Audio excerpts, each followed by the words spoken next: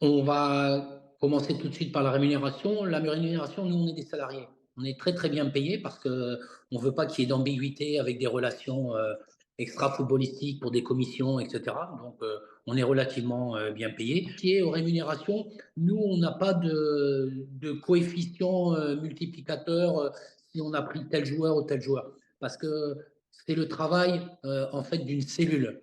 On est plusieurs recruteurs et on travaille ensemble, on croise nos émotions puisque chacun a ses sensibilités, des yeux différents et c'est la complémentarité qui fait qu'une cellule est très grande.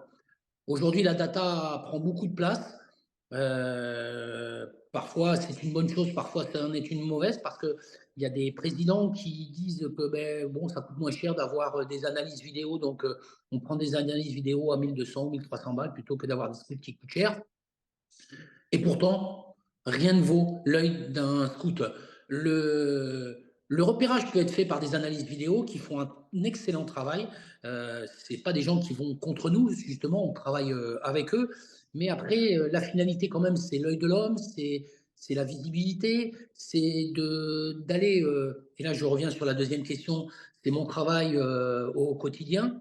C'est-à-dire que moi, ma journée, je vais me lever le matin, je vais lire l'équipe, bien sûr, pour écouter, pour lire, enfin, plutôt tous les popotins de la Ligue 1.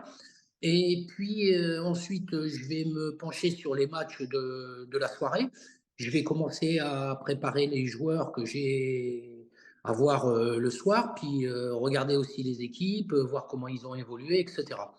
Ensuite, je vais me rendre près du stade. Parfois, je vais voir une réserve dans l'après-midi, vers 15 h ou 16 h, je vais voir une réserve. Ça me permet de voir des National 3, National 2, parfois des revanchards, style Valbuena, qui n'avait pas été gardé au Girondin de Bordeaux et qui a évolué ensuite au Stade Bordelais et qui a éclaté à Marseille. Donc c'est important de voir la Nationale 2, la Nationale 3, parce que parfois il y a des gens qui se sont oubliés dans les centres de formation, qui ont moins travaillé, qui se sont fait virer, qui ont dit ah, zut, j'ai pas assez bossé, donc c'est normal, j'ai été viré, mais il ne faut pas que ça se reproduise, donc je vais travailler pour. Et il y a ceux qu'on va perdre à tout jamais.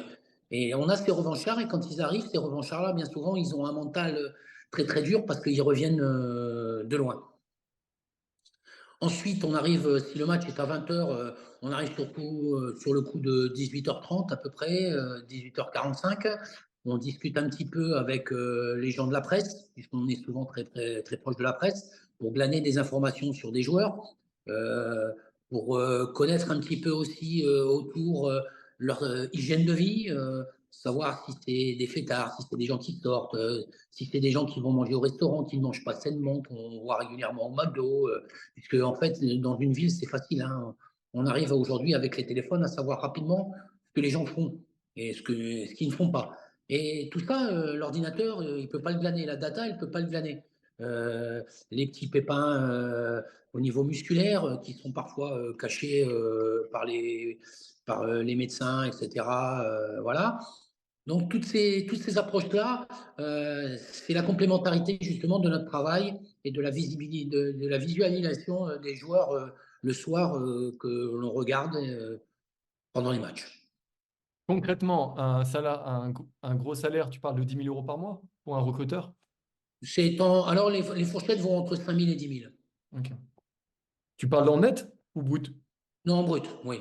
Brut. En brut, on a des voitures de fonction, on est complètement défrayé, voilà.